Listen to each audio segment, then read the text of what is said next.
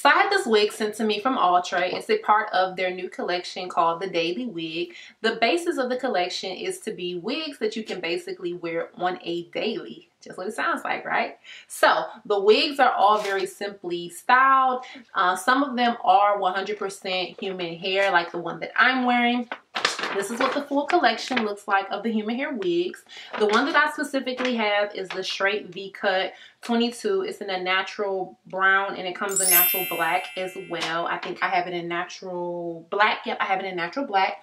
I actually started recording this video and I don't know what the heck happened with the footage. So what I was basically doing, because the hair came with a slight wave in it, which is okay considering that it is human hair, I am just taking my Paul Mitchell serum and I am taking my flat iron and I'm just going through my hair. So I want to jump right into my topic since this is pretty self-explanatory. Oh, the challenge. So there is a challenge associated with this. In addition to me showing y'all how to do my hair and everything and what I do for my hair, I'm also going to do a quick makeup look. Truly, a real quick makeup look. Like, not I edited quick, but it's gonna be quick. And do y'all know why? It's because I can only use 5 products. What? Okay.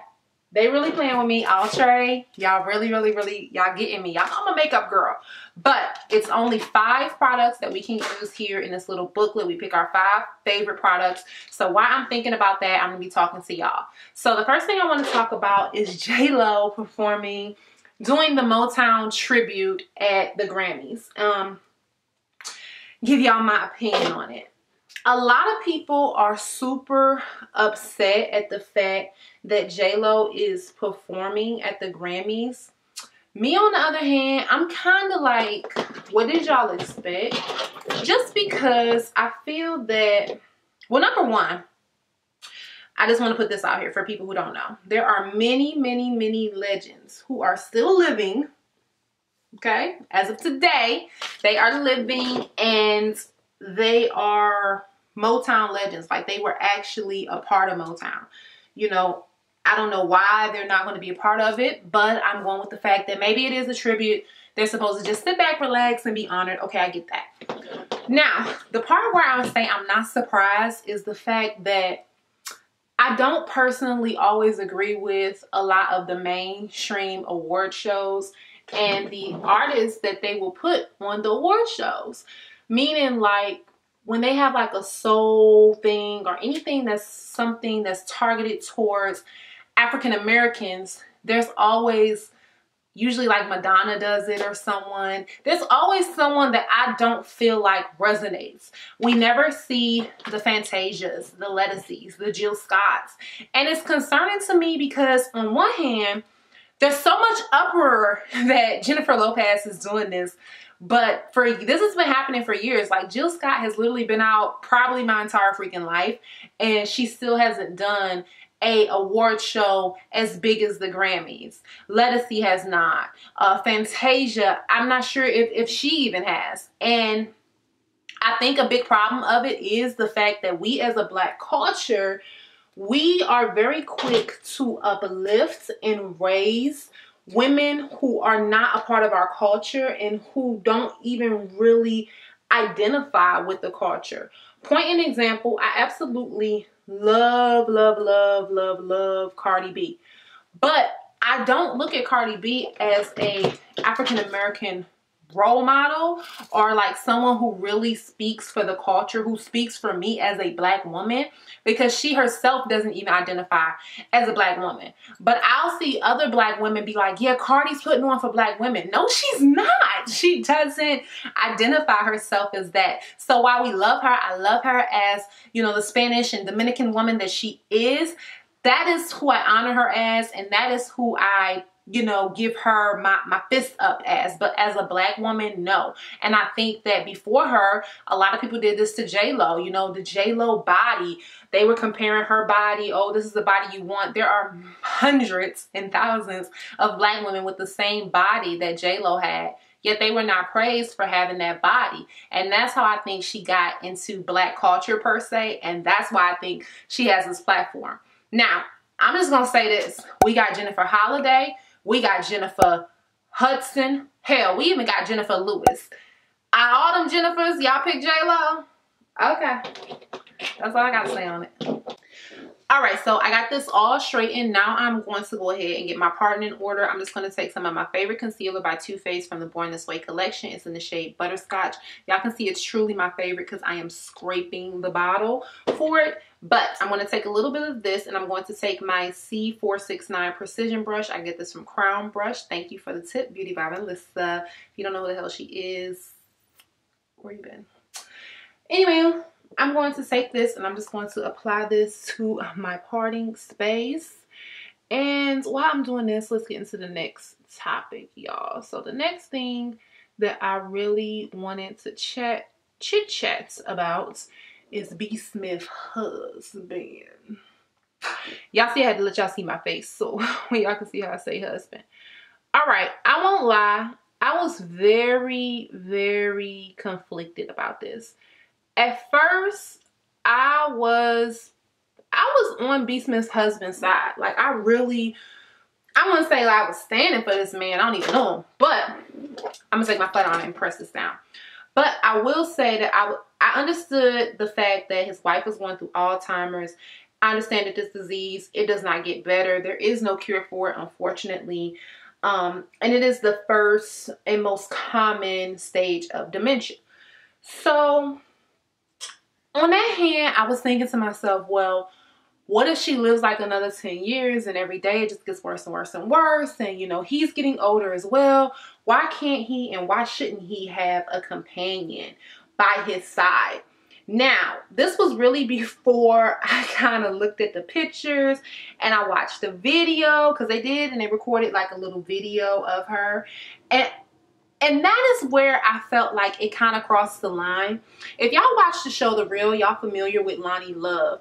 Now, I kind of take Lonnie's stance on it a little bit more, you know, and I know that that'll be a little, even that's a little controversial. And the fact that if they wanted to do this, if they knew they wanted to have this type of relationship, why not just keep it secret? Like, why did you have to display it so openly? Excuse me. Why did you have to display it so openly? Why did you have to have this woman on camera and you freaking patting her like she's a little animal and really just strip her of her dignity? Now, I do want to say that race really was never a factor to me. That's why when people were saying, oh, this white woman, this white lady is in her house and stuff, I don't care. I don't care if she was white, black, whatever. But the in her house part, I also did not know that this lady was like actually living in the house with B. Smith and her husband. And that's where I think that, come on now, even you know, 304's got morals is what I thought. You know, you gotta have some type of boundary that you're just not willing to cross. I'm just gonna take some edge control to my edges. You gotta have some type of boundaries as a woman who carries yourself as a certain type of way. Not even, you know, for B. Smith as the other woman, but just you as a woman. How do you carry yourself if you just feel okay with moving into this woman's house, knowing, you know, you are on top of her man every single night? Like, that's the crazy part. And I really take back my stance on saying that, you know, he should have love. I do believe everyone should have love. I just think that some stuff is just should be done in privacy. Like, do y'all think that that's a kind of a problem in 2019, that we are chronic oversharers? Like, we share too much information. Can we have a little bit of privacy? Just a little tad bit. That's all.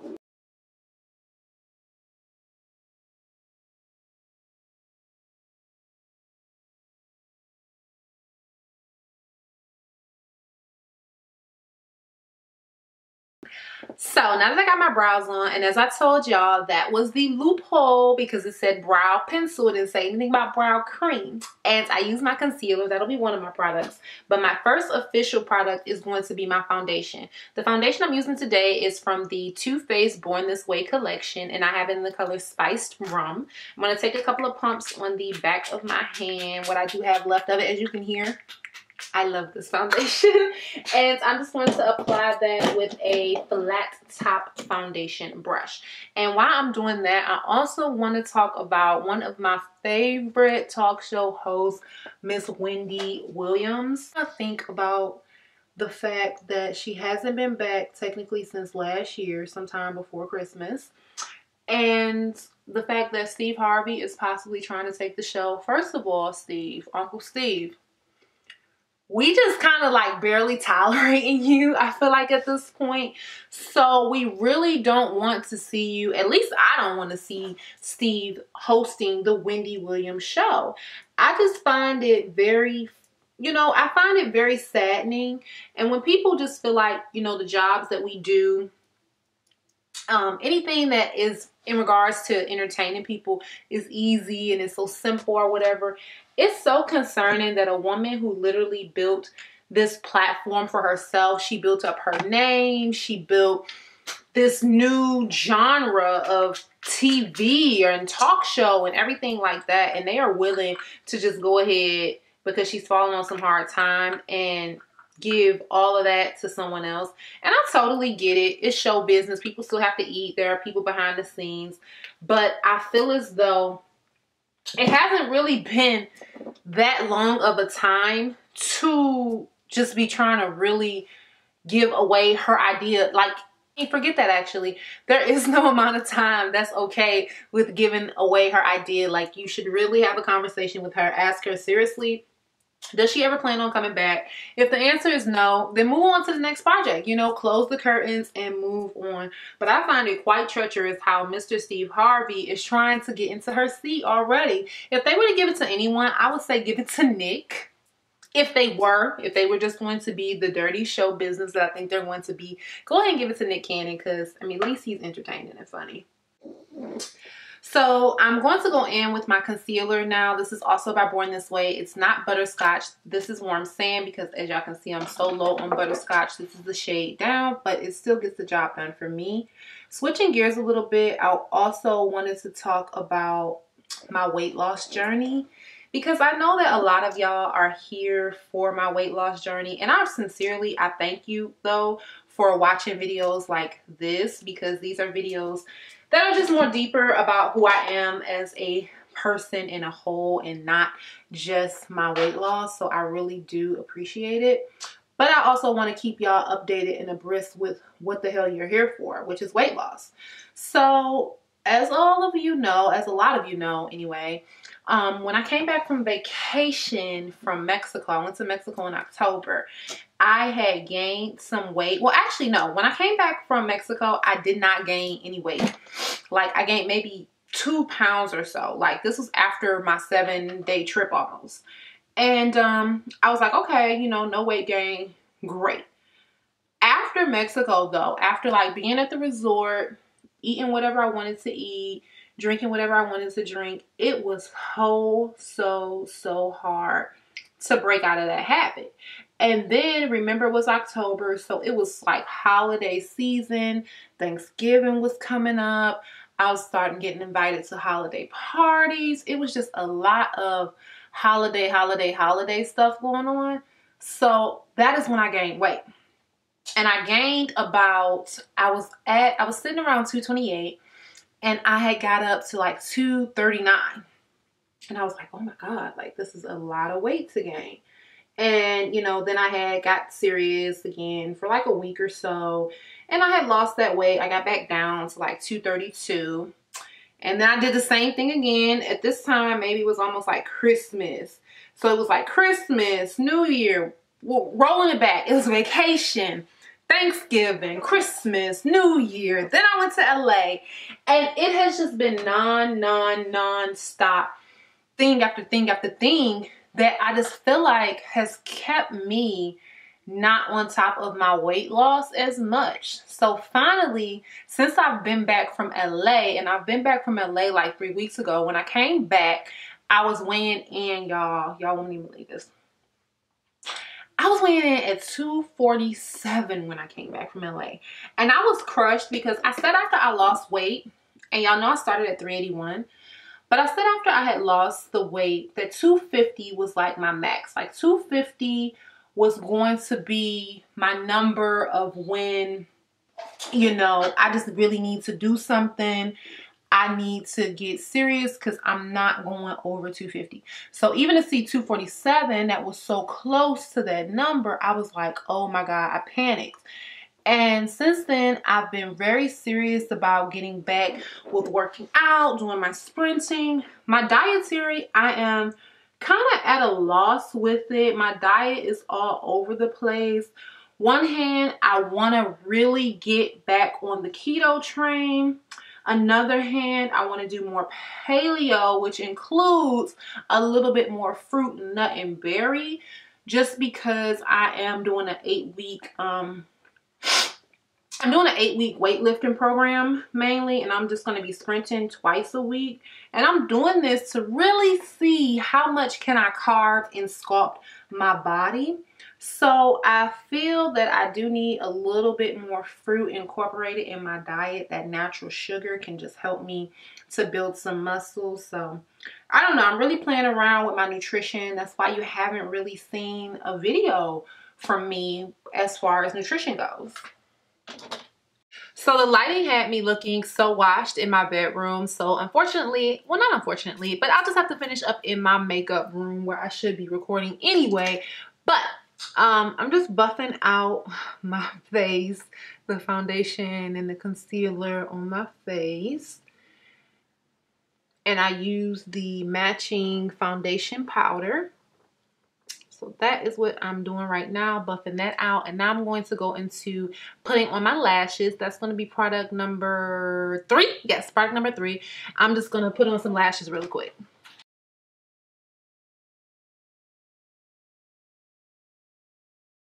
So product number 4 is actually my full spectrum CoverGirl palette that I just used in the tutorial. If you haven't checked that out, I highly suggest that you click on that video down below.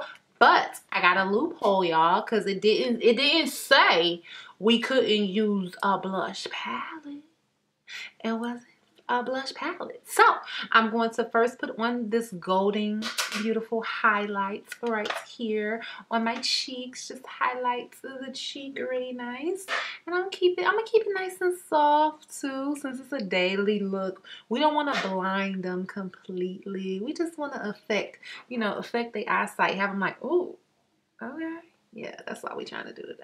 I'll put some of that on, and I'm going to take a little bit of that and put it under the brow bone, because that'll give the eye just a little bit more shape. So you got to really multi-use your products when you are trying to be quick, or even when you're traveling. I know when I travel, I do not like to take a lot of my makeup. Traveling with makeup gives me high anxiety. So I like to take products that I can dually use, and this is one of the things I would take.